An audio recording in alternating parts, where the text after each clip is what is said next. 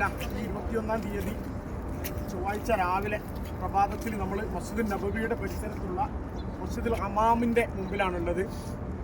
മേഘം എന്നാണ് ഹമാം എന്ന് പറഞ്ഞാൽ അർത്ഥം. പ്രവാചകൻ സല്ലല്ലാഹു അലൈഹി വസല്ലം തങ്ങൾ മഴ തേടാൻ വേണ്ടിയിട്ട്, മഴയ്ക്ക് വേണ്ടിയിട്ട് നിസ്കരിക്കാൻ വേണ്ടി പള്ളിയുടെ പരിസരത്തുള്ള ഒരു ഗ്രൗണ്ടിൽ ഒരുമിച്ച് കൂടിയ പ്രദേശമാണ്. അതുപോലെ പെരുന്നാൾ നിസ്കാരങ്ങൾ ആ നല്ല ഒരു പള്ളി, 1000 റക്അത്തിന്റെ പുണ്യമുള്ള പള്ളി അവിടെ ഉണ്ടായിട്ടുണ്ട്. ആ പള്ളി ഉപേക്ഷിച്ചിട്ട് അതിൻ്റെ തൊട്ട് കാണുന്ന ഈ തോട്ടം തിരഞ്ഞെടുത്ത് ഇവിടെയായിരുന്നു റസൂൽ സല്ലല്ലാഹു അലൈഹി വസല്ലം തങ്ങൾ 2 പെരുന്നാൾ നിസ്കരിച്ചിരുന്നത്.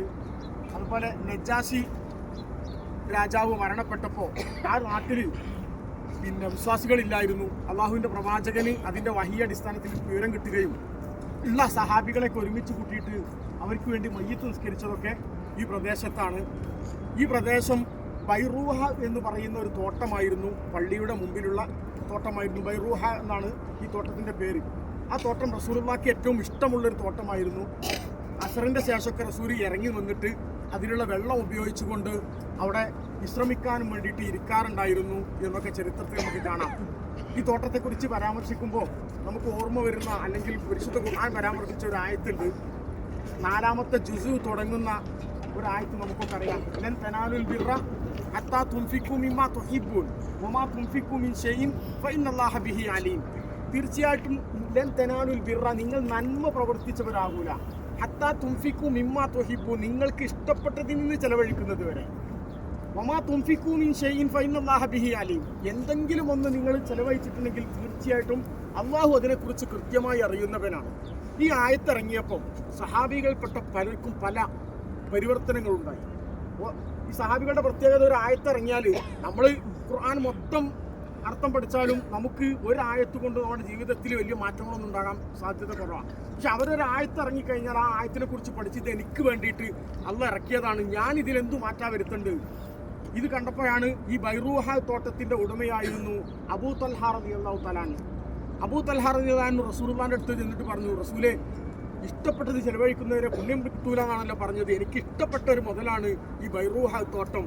അതുകൊണ്ട് ഈ തോട്ടം ഞാൻ ദീനിന്, താങ്കൾക്ക് വേണ്ടി ദീനിന് ദാനമാക്കുന്നു. റസൂൽ ചിരിച്ചുകൊണ്ട് പറഞ്ഞു, എത്ര നല്ല സദഖ, എത്ര നല്ല ധനം, എത്ര നല്ല സമ്പാദ്യം. വളരെ സുന്ദരമായി അതിനെ സ്വീകരിച്ചിട്ട് റസൂല് അബൂ തൽഹയോട് പറയാണ്, നീ നിന്റെ കുടുംബത്തിൽ പെട്ട പാവപ്പെട്ട ആളുകൾക്ക് ഇത് വിതരണം ചെയ്യും. അങ്ങനെ അദ്ദേഹത്തിൻ്റെ പിതൃവ്യന്മാരായ സഹോദര പുത്രന്മാർക്ക് ഈ തോട്ടം വീതിച്ചു നൽകി എന്ന് ചരിത്രത്തിൽ കാണാം. ഈ ആയത്ത് കേട്ടപ്പോൾ ഉമർ റളിയല്ലാഹു തആല അൻഹു ആലോചിച്ചപ്പോൾ, ഉമർ റളിയല്ലാഹു അൻഹു ഖന്തക്ക് യുദ്ധത്തിൽ, ഖൈബർ യുദ്ധത്തിൽ കിട്ടിയ ഒരു തോട്ടം ഉണ്ടായിരുന്നു.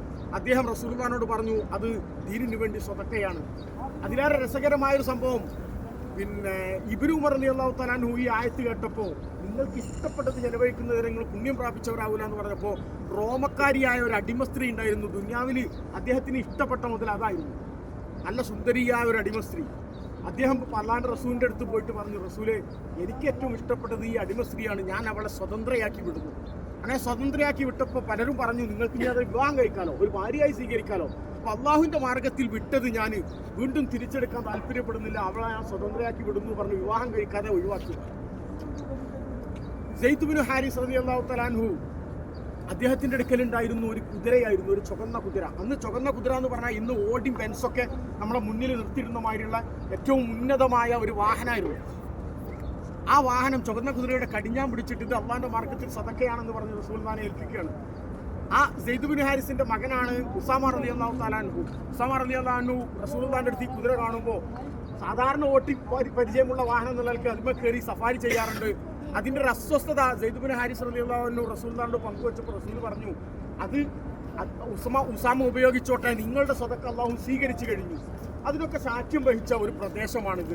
കാരണം അള്ളാഹുവിൻ്റെ മാർഗത്തിൽ ഒരു ആയത്ത് കേട്ടിട്ട് ദീനിന് കൊടുത്ത ഒരു തോട്ടമാണ്. ഇവിടുന്ന് നമുക്ക് മനസ്സിലാക്കേണ്ടത്, നമ്മളൊക്കെ കൊടുക്കാറുണ്ട്. നമ്മുടെ ഇന്റർലോക്ക് കംപ്ലൈന്റ് ആയാൽ അതെടുത്തു വെച്ചിട്ട് അത് പിന്നെ വെക്കാൻ സ്ഥലമില്ലാത്തപ്പോൾ, പഴയ ഓടിറക്കി വെച്ചാൽ ആ ഓട് കൊണ്ടുപോയി കൊടുക്കാനോ കൊണ്ടുപോയിടാനോ സ്ഥലമില്ലാത്തപ്പോൾ അതാർക്കെങ്കിലുമൊക്കെ കൊടുക്കും. 10 റുപ്യ കൊടുക്കുകയാണെങ്കിൽ അത് കണ്ണോട്ടിയും കൂടി ആണെങ്കിൽ ഏറ്റവും മോശപ്പെട്ട നോട്ട് എടുത്തിട്ട് കൊടുക്കും. ഒരുപാട് പർദ്ദയും മഫ്തിയുണ്ട്, അടക്കി വെക്കാൻ സ്ഥലമില്ലാത്തത് കൊണ്ട് ആരെങ്കിലുമൊക്കെ വന്നാൽ എടുത്തു കൊടുക്കും. ഇതല്ല കൊടുക്കൽ എന്താണ്?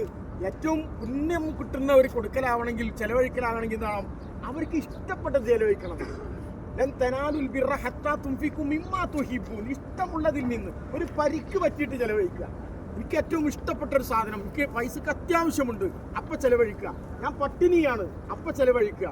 എനിക്ക് ആവശ്യമുള്ള നല്ല ആവശ്യമുള്ളൊരു സാധനം അതെടുത്തിട്ട് അള്ളാന്റെ മാർഗത്തിൽ കൊടുക്കുക. ഇതാണ് കൊടുക്കൽ. അതിനാണ് ഏറ്റവും കൂടുതൽ പുണ്യമുള്ളത് എന്നൊക്കെയാണ് ഈ ആയത്തുകളൊക്കെ നമ്മളെ പഠിപ്പിച്ചു തരുന്നത്. ഈ ഉംറയും യാത്രയും ഇതൊക്കെ അവസാനിച്ചാലും ഇതൊക്കെ നമ്മുടെ ജീവിതത്തിൽ നല്ല മാറ്റങ്ങൾ ഉണ്ടാക്കണം, പരിവർത്തനങ്ങൾ ഉണ്ടാക്കണം. അള്ളാഹു തൗഫീഖ് നൽകി അനുഗ്രഹിക്കട്ടെ. ഈ കാണുന്ന പള്ളിയിൽ പ്രത്യേക നിസ്കാരം കാര്യങ്ങളൊന്നുമില്ല. ആർക്കെങ്കിലും പള്ളി നിലയ്ക്ക് കയറിയാൽ തഹ്ഹിയത്ത് നിസ്കരിക്കാമെന്നല്ലാതെ മറ്റു പ്രത്യേകമായിട്ട് ഒരു പവറും ഇതിലില്ല. കാരണം ഇത് മസ്ജിദുൽ നബവിയുടെ പരിസരത്താണ്. അസ്സലാമു അലൈക്കും വറഹ്മത്തുള്ളാഹി.